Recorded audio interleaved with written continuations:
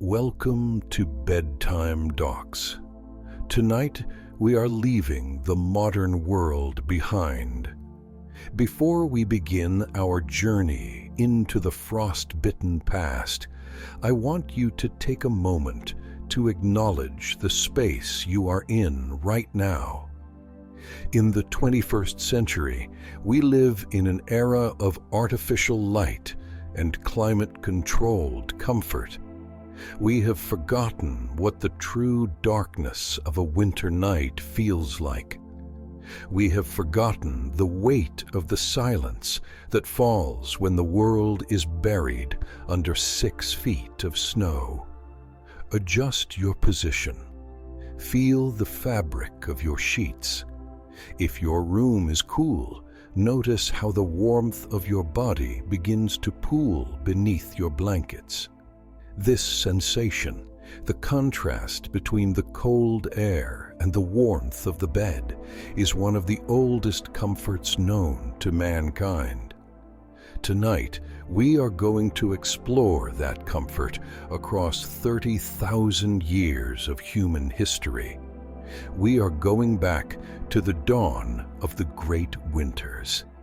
Imagine, if you will, that the year is 28,000 BCE. You are not in a house. You are not in a city. You are in the vast, untamed wilderness of what will one day be known as the Eurasian steppe, or perhaps the rugged valleys of the American Northwest during the height of the last glacial maximum. The world outside is a monochromatic landscape of white and gray. The sky is a heavy, bruised purple, laden with clouds that haven't stopped dropping snow for 40 days. In this era, survival was not a guarantee. It was a craft. And the most important part of that craft was the mastery of the night. As we step into a limestone cave, the first thing you notice is the smell. It isn't the smell of a modern home. It is thick, primal, and deeply grounding. It is the scent of wood ash, resinous pine needles, and the musky, heavy aroma of animal furs. There is a fire in the center of the cavern, a low, glowing hearth that has been fed throughout the day with dried dung and scavenged birchwood. Look down at the floor. You might expect to see cold, bare stone, but our ancestors were far more sophisticated than we often give them credit for. Archaeologists in places like Border Cave and Sibudu have found that humans were making their beds as far back as 200,000 years ago. Imagine the construction of this ancient mattress. First, there is a base layer of thick, insulating ash. This wasn't just for softness. The chemical properties of the ash acted as a natural repellent for insects, ticks, and mites. On top of the ash, a thick layer of broad-leafed grasses and sedges. Feel the crunch of the dried vegetation beneath you as you sit down. It has a spring to it, a primitive memory foam that contours to the shape of your hips and shoulders.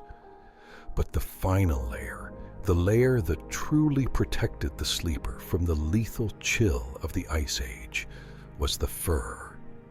Imagine the hide of a woolly mammoth or a giant cave bear. These furs were inches thick, dense with natural oils that repelled moisture. When you pull a mammoth hide over your body, you feel its immense weight. It is like a modern-day weighted blanket, but with a living history. It presses you into the grass mattress, grounding you, shielding you from the draft that whistles through the cave entrance. In the modern United States, we value our personal space. We have our own rooms, our own beds, but in the deep past, sleeping alone in winter was a death sentence. To sleep was to participate in a communal act of trust. Visualize the tribe settling in for the night. 10, perhaps 15 people lying in a tight circle around the dying embers of the fire. This was the social hearth. You are sleeping back to back with your kin. You can feel the steady, rhythmic rise and fall of their breathing. You can hear the soft rustle of furs as someone shifts in their sleep. This collective body heat created a microclimate, a bubble of warmth that hovered around 70 degrees Fahrenheit, even as the temperature outside dropped to 30 below zero. There is a profound sense of security in this huddle. In this darkness, the only thing that exists is the warmth of the person next to you and the glowing red heart of the fire. The firekeeper, usually an elder or a young hunter whose turn it is to watch, sits quietly in the shadows. Their presence is the ultimate lullaby. You know that as long as the wood crackles and the orange light flickers on the cave walls, the predators will stay away. The darkness is not a void, it is a protective cloak. As we leave the limestone caves behind, we move across the land. Imagine the Great Plains of North America 30,000 years ago. There are no forests here, only a sea of frozen grass and wind. To survive here, humans had to become architects of the impossible. They had to build their warmth out of the very giants they hunted. Visualize, through the swirling snow, a cluster of dome-shaped structures. These are not made of wood, for wood is a rarity in this frozen desert. These are the mammoth-bone huts. Imagine a foundation made of the massive, curved jawbones of mammoths, sunk deep into the permafrost. These bones, bleached white by the sun and frozen hard as iron, act as the skeleton of the home. The roof is a lattice of tusks, interlocking like the fingers of a giant, reaching toward the sky. Walk with me toward the entrance. You must push aside a heavy flap made of 3 layers of bison hide. As it falls shut behind you, the roar of the wind vanishes instantly. The silence inside is thick and heavy. The air is warm, trapped within the dense ivory and bone. In the center of this bone palace is a fire pit. But here, they burn something different. On the American plains, there is no timber. Instead, the fire is fed with bone fuel, the fatty, marrow-rich bones of animals that burn with a slow blue flame and a heavy, oily scent. It is a steady, low heat that radiates into the bones of the hut itself. The mammoth bones act like a battery, soaking up the heat during the day and releasing it slowly throughout the long polar night. Now feel the bed. In these huts, the floor is lined with pine boughs carried from hundreds of miles away. On top of the boughs, the tribe has laid down the pelts of wolves and muskoxen. Muskoxen fur is unique. It has 2 layers. The undercoat, known as kiviut, is 8 times warmer than sheep's wool. Imagine lying down on a bed of kiviut. It is so soft, so insulating that you cannot feel the frozen ground beneath you. You are floating on a cloud of ancient warmth. As you settle in, notice the sounds. Outside, the blizzard is trying to claw its way inside, but the mammoth bones do not budge. They are immovable. Inside, you hear the soft shurr, shurr of a woman sewing a waterproof parka using a needle made of bird bone and thread made of sinew. It is a repetitive, hypnotic sound. Shurr, shurr, shurr. Sleep in this hut was not just rest, it was a ritual. The tribe believed that by sleeping within the bones of the mammoth, they gained the strength of the beast. They believed their dreams were guided by the spirits of the ancestors. As your eyes grow heavy, the blue flame of the bonfire begins to blur. You aren't just a person sleeping in a hut. You are part of the earth's ancient rhythm. The cold is vast, yes. The winter is eternal, yes. But here, within the ivory ribs of the earth, you are invincible. We leap forward across the ocean of time. We are now in the year 1709, the year of the Great Frost. We are in a small timber frame house in colonial Massachusetts. Outside, the Atlantic Ocean is freezing near the shore. Inside, the world has shrunk to the size of the fireplace. This is a different kind of cold. This is the cold of the early American settlers. In your bedroom upstairs, the temperature is exactly the same as it is outside. There is a basin of water on your washstand. It is a solid block of ice. The ink in your quill pen has frozen into a black crystal. Before you dare to get into bed, there is a ritual. Your mother or your spouse brings a warming pan, a long-handled brass vessel filled with glowing hot coals from the kitchen hearth. They slide the brass pan between the linen sheets, moving it back and forth. Shh, shh. The cold dampness of the bed turns into a cloud of steam. When you finally slide your body into that space, the warmth is so intense it feels like a shock. You are sleeping in a feather bed, a giant sack filled with the down of 100 geese. You don't lie on it, you sink into it. It swallows you. On top of you are quilts, the famous American patchwork quilts. Each square of the quilt is a piece of family history, a scrap from a wedding dress, a piece of an old coat, a fragment of a baby's blanket. You are literally covered by the history of your people. But even with the feathers and the quilts, the air is so cold that your breath forms a layer of frost on the edge of the blanket. This is why you wear a nightcap. This is why you practice bundling, sleeping tight and narrow to keep the heat from escaping.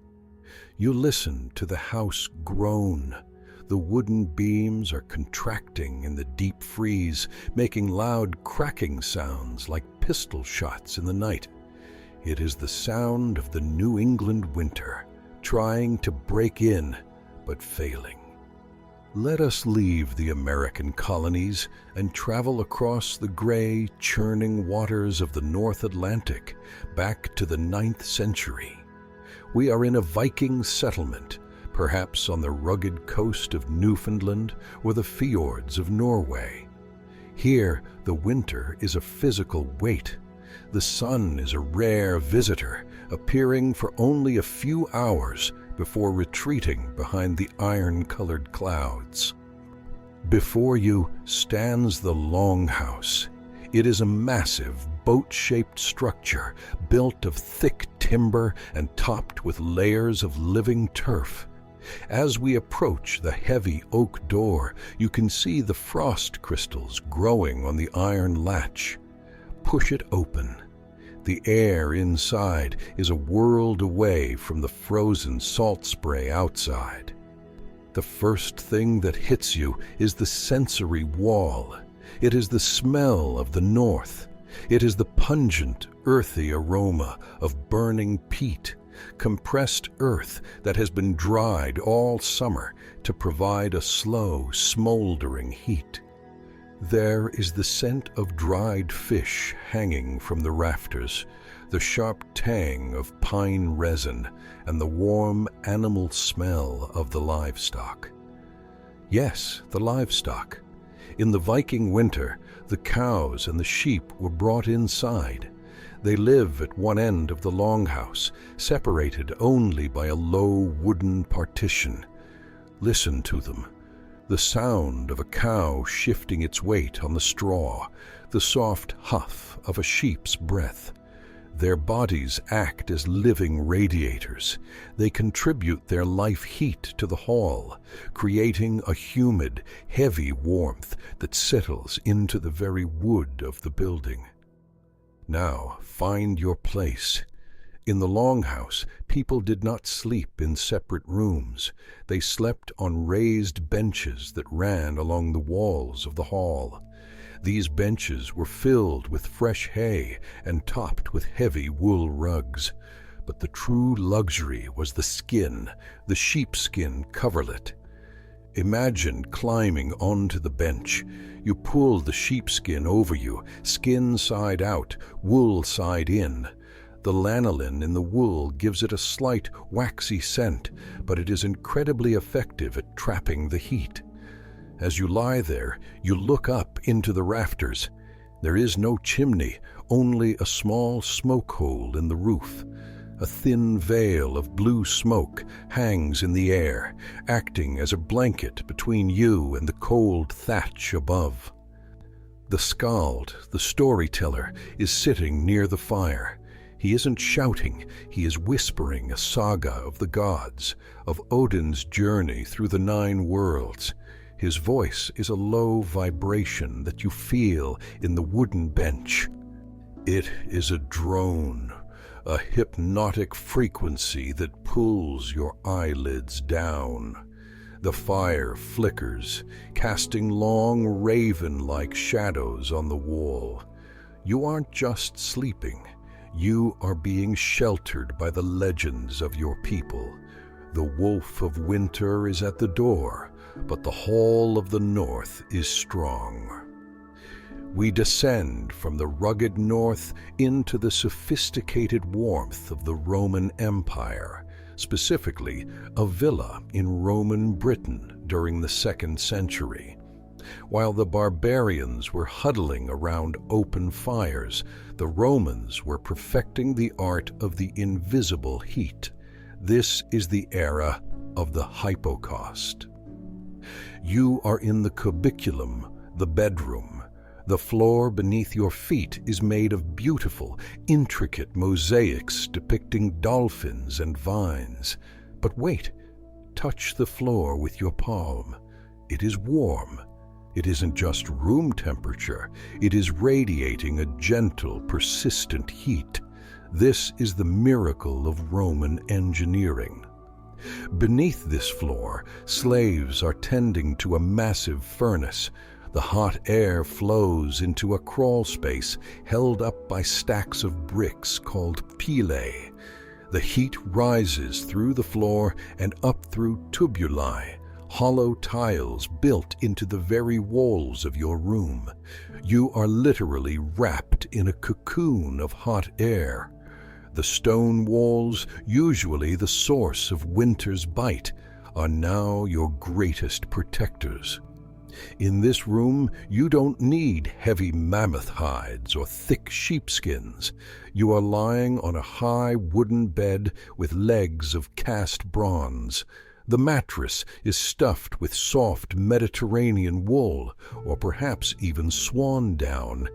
You are covered in a light, finely woven wool pallium, or a silk wrap imported from the east. The air is still. There is no smoke, no soot, no draft. only the sound of the rain hitting the ceramic roof tiles far above. You feel a sense of otium, the Roman concept of productive leisure and peace. Outside, the British winter is howling, turning the mud into ice. But inside your villa, it is eternal spring. You listen to the distant, muffled sound of the furnace tender's footsteps. The warmth is invisible, silent, and absolute. You drift off, marveling at how man has finally tamed the element of fire and hidden it beneath the earth. We return to the American landscape, but the map has changed. We are no longer in the Ice Age or the colonial towns. We are moving west. It is the year 1840. You are in a log cabin nestled in the deep timber of the Blue Ridge Mountains, or perhaps the rugged woods of the Pacific Northwest. Here, the forest is both your provider and your protector. The cabin is a living thing. It is built from the trunks of ancient cedar and white pine trees, hand-hewn with a broad axe. The walls still weep a bit of sap, filling the room with a sharp, medicinal fragrance that clears your mind as you prepare for sleep. Look at the chinking between the logs, a mixture of mud, straw, and horsehair. It is the seal that keeps the mountain wind from stealing your breath. In the center of the cabin is the great chimney, built of river stones gathered from the creek before it froze solid. The fire tonight isn't just for warmth. It is your only companion in a wilderness that stretches for 1,000 miles. You are burning fatwood, the resin-heavy heart of a pine tree. It burns with a bright, sputtering orange flame, popping and snapping like a series of small firecrackers. Pop, snap. These sounds are the heartbeat of the cabin. Your bed is a rope bed or a slat bed built into the corner of the logs to save space. Beneath the mattress, a network of hand-woven hemp ropes is pulled tight. Every time you move, the ropes sing a low, musical reek. It is the sound of every American pioneer knew by heart. On top of the ropes is a tick, a heavy canvas bag stuffed with fresh corn shucks. Listen to the sound of the shucks as you lie down. Crinkle, rustle, crinkle. It is the sound of the harvest supporting your tired bones. But the true treasure of the frontier bed is the buffalo robe. Imagine a hide so thick and heavy it takes 2 hands to pull it over your chest. The fur is dark, curly, and holds a heat so intense it feels like a physical embrace. As the snow piles up against the door, reaching the windowsills, you are tucked away in a wooden cocoon. You hear the great owl hooting from the hemlock tree outside. Hoo, hoo, hoo. The wilderness is vast and indifferent, but inside these logs, under the weight of the buffalo, you are the king of your own quiet world. We leave the heavy timber of America and travel to the snow-covered mountains of Gifu, Japan. We are inside a minka, a traditional farmhouse with a steep thatched roof designed to shed the massive snowfalls of the Japanese Alps. Here, the philosophy of winter sleep is different. It is not about fighting the cold with heavy walls, but about finding a pocket of heat within the vast cold space. The walls are made of shoji, translucent paper stretched over wooden frames. You can see the shadows of the falling snowflakes dancing on the paper, but the wind cannot pass through. The floor is covered in tatami mats, woven rice straw that feels cool and firm beneath your feet.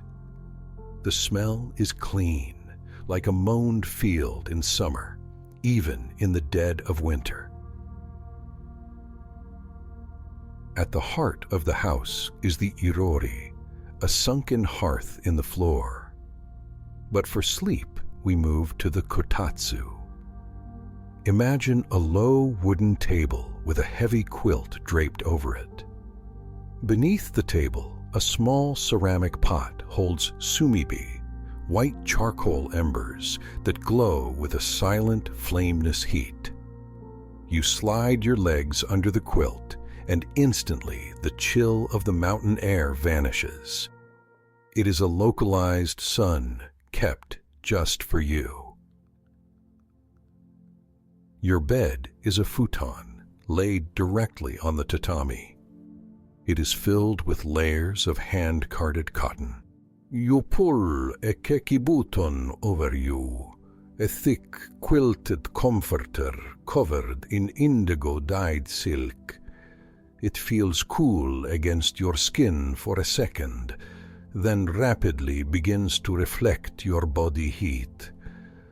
Beside your head is a makura, a small pillow filled with buckwheat hulls. As you settle your head, the hulls shift with a soft shh sound, perfectly contouring to your neck. The Japanese winter is a silent winter.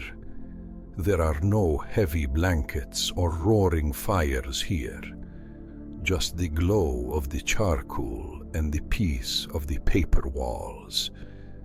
You listen to the clack-clack of the night watchman's wooden blocks in the village far below.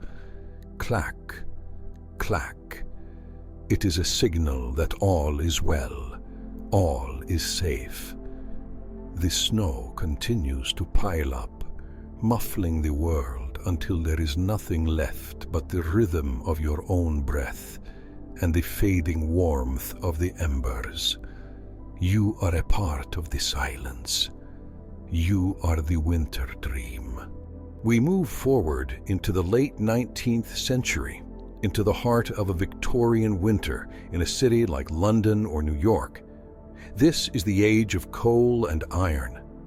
Outside, the air is thick with pea soup fog, a mixture of cold mist and the sulphurous smoke of a million domestic fires. But inside the nursery of a brick townhouse, the world is focused on a different kind of warmth. The walls are covered in heavy floral wallpaper that seems to absorb the chill of the evening. Look at the bed. It is a brass bedstead. In the US, we associate these with antique shops, but in the 1880s, they were a revolution in hygiene and comfort. The metal is cool to the touch at first, but it doesn't hold the dampness like the old wooden frames of the past. The brass rails catch the flickering light of the coal fire, glowing like bars of solid gold in the twilight.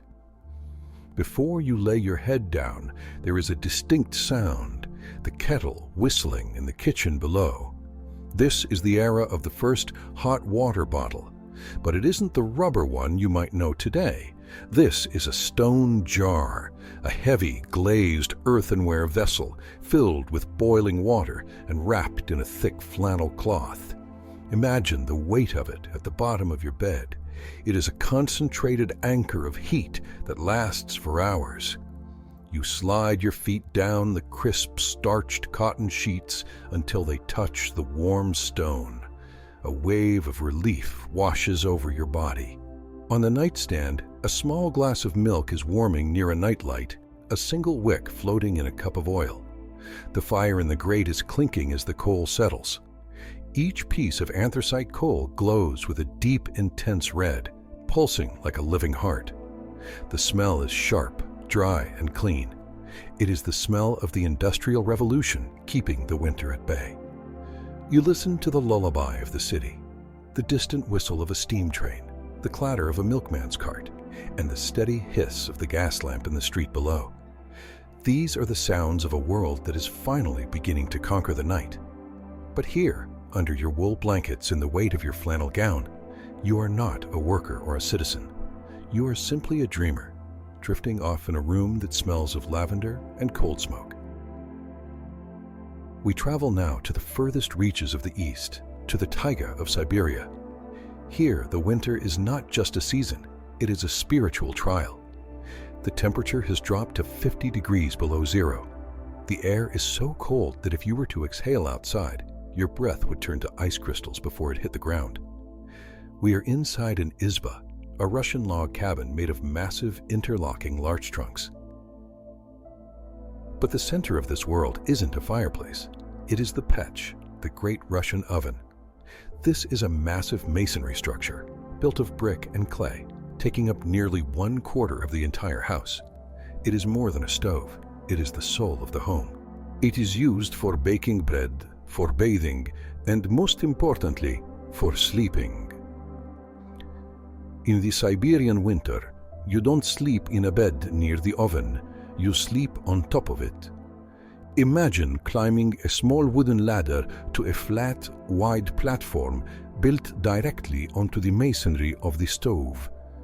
The bricks have been soaking up the heat of a wood fire all day. They aren't hot enough to burn, but they are deeply, profoundly warm. It is a heat that doesn't just touch your skin, it penetrates your muscles, your joints, and your very bones. You lie down on a bed of dried straw mats and heavy sheepskin touloupes. You are sleeping at the highest point in the room, where all the warm air gathers. The smell of the izba is the smell of black bread, rye, sourdough, and the dry, sweet scent of seasoned birchwood. As you lie on the warm bricks, you listen to the song of the frost. Outside, the forest is groaning. The sap inside the trees is freezing and expanding, causing the wood to shatter with the sound of a gunshot. But on top of the pech, you are in a fortress of clay. The heat is steady, it is unchanging. It is the same heat that warmed your grandfathers and their grandfathers before them. You feel the vibration of the fire dying down deep within the brickwork. It is a low-frequency hum that acts as a sedative for your nervous system. In this frozen wasteland, you have found the ultimate sanctuary, the heart of the fire, tamed and turned into a bed of stone. You close your eyes, and the Siberian night becomes nothing more than a distant, harmless myth. We leave the heavy brick warmth of the Siberian oven and ascend. We are climbing the jagged blue-white peaks of the Himalayas to a monastery perched on a cliffside 12,000 feet above the sea. Here, the winter air is thin and sharp, carrying the scent of ancient ice and ozone. In this place, silence is not just the absence of noise, it is a presence you can feel in your ears. You are in the monks' sleeping quarters, the shack. The walls are made of rough-hewn stone, several feet thick, designed to withstand the great snows that cut this sanctuary off from the rest of the world for months at a time. There is no fire here. In the high peaks, wood is too precious to burn for luxury. Warmth here is a matter of biology and focus. Look at your bed. It is a simple wooden frame, but it is covered in layers of nambu, a hand-woven fabric made from the belly hair of the Tibetan yak. Yak wool is a miracle of nature. It is dense, almost waterproof, and holds a deep, primitive heat. As you wrap yourself in a heavy maroon-colored woolen robe, you feel the weight of it. It feels like the earth itself is pressing down on you, keeping you from drifting away into the thin air. In the corner of the room, a single butter lamp flickers. It is a silver cup filled with clarified yak butter, its wick burning with a soft and steady flame. The scent is unique, buttery, slightly nutty, and deeply calming. The flame doesn't provide much heat, but it provides a focal point for your eyes. You watch the golden light dance on the walls, illuminating ancient Thangka paintings of mountains and stars. Listen to the monks chanting in the hall below. It is a deep-voiced chant, a low guttural vibration that resonates in the floorboards. Om, Om. The sound seems to synchronize with your own heartbeat. Here, on the roof of the world, you realize that sleep is a form of meditation. The cold is a teacher, and the wool is your temple. You are floating between the earth and the heavens, tucked inside the warm heart of the mountain. The stars above are so close you could almost reach out and touch them, but you choose instead to sink deeper into the yak wool, letting the chant carry you into a dreamless, sacred peace. We descend from the mountains and travel to the furthest north, the Arctic Circle. We are no longer on land. We are aboard a nuclear-powered icebreaker, a ship made of 60,000 tons of steel, carving a path through the frozen heart of the Beaufort Sea. Outside, the world is a chaotic jumble of white and blue pressure ridges. The sun has not risen in 3 weeks. You are in your cabin, deep within the belly of the ship, below the waterline. This is the modern bone hut. The walls are made of reinforced steel, but they are lined with high-tech insulation that keeps the interior at a perfect steady 72 degrees. Yet the presence of the winter is still felt. It is felt in the vibration of the hull. Imagine lying in your bunk, a narrow, cozy space built into the steel frame. You are tucked between crisp white cotton sheets and a heavy American-made wool blanket. Every few seconds you hear it, the song of the ice. Crack! It is the sound of the ship's prow splitting an ice floe 3 feet thick.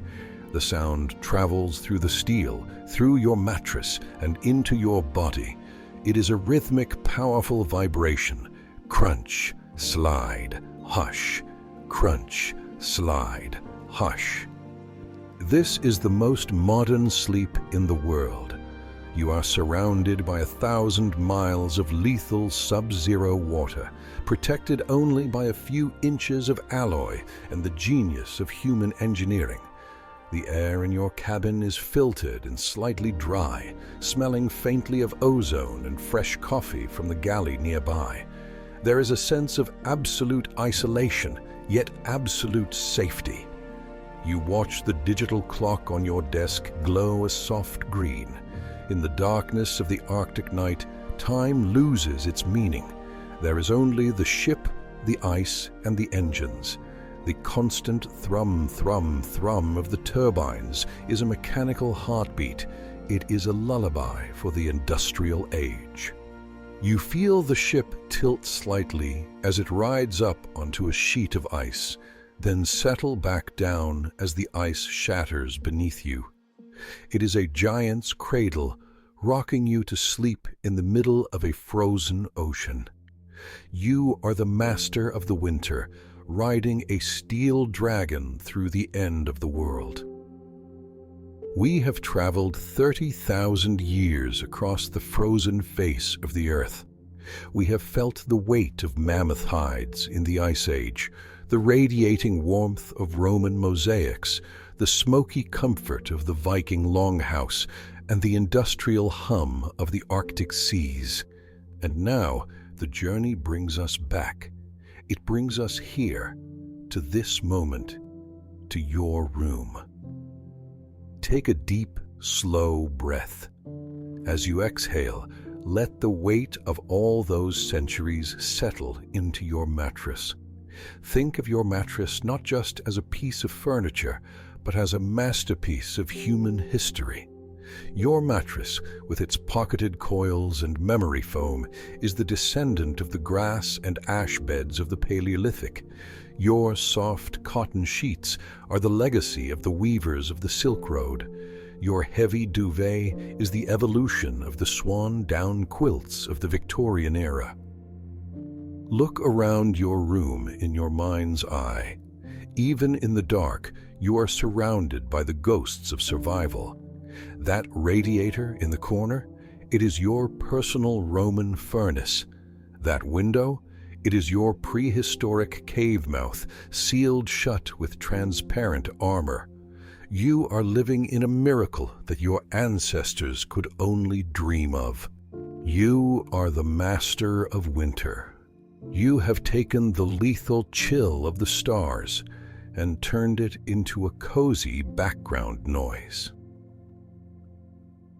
In the modern United States, we often forget how lucky we are to have the hush. The silence of a modern house is a luxury that was once reserved for kings. There are no wolves howling at your door. There is no firekeeper needed to stay awake through the night. The technology of sleep has become so perfect that it has become invisible. But as you lie there, I want you to feel that connection to the past. Feel the primal safety. You are tucked away in the safest, warmest, most peaceful era in the history of the human race. We are now entering the final descent. For the next several minutes, we are going to let the history fade. The facts, the dates, the empires, they are drifting away like smoke from a dying campfire. All that remains is the sensation of warmth. Imagine a wave of heat starting at your toes. It is the heat of the Siberian oven. It moves up to your ankles, warm and heavy. Now it reaches your knees, the soft, golden warmth of the Roman floor. It moves to your hips, the weight of the frontier buffalo robe. It fills your chest with the steady, rhythmic breathing of the ancient tribe. You are sinking. You are heavy. You are warm. The world outside is cold, yes. The winter is still there somewhere beyond your walls, but it cannot reach you. You have 30,000 years of human ingenuity wrapped around you. You are part of the long, unbroken chain of dreamers who have survived the frost. In a moment, my voice will fade, but the sounds of the winter night will remain. They are not sounds of danger. They are sounds of peace. The distant wind, the soft crackle of a fire, the slow rhythm of the night. Let them be your lullaby. You have reached the end of the journey. You have found your sanctuary. Sleep now. Sleep in the warmth of history. Sleep in the peace of the present. Good night, and sweet dreams.